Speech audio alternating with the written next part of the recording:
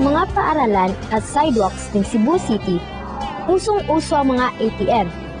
Pero, kakaibang mga ATM ito dahil hindi pera ang lumalabas, kundi tubig.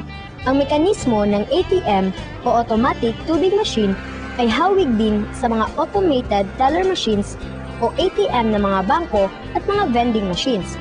Maghulog ka lang ng piso ay may lalabas na 1 litro ng tubig.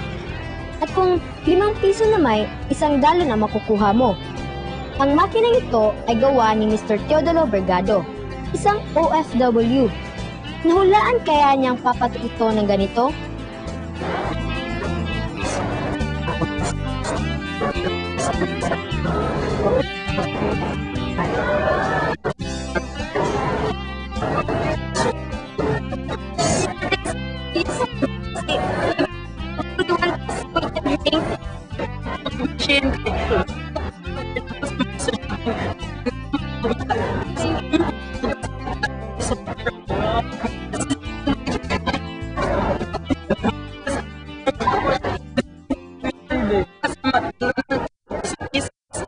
Bukod sa presyo, syempre, ang mahalaga ay kung ligtas ito.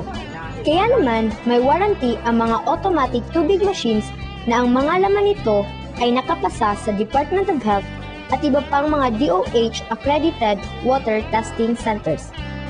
Kung ano-ano nang naimbento para raw mapadali ang ating buhay. Ano kaya ang susunod?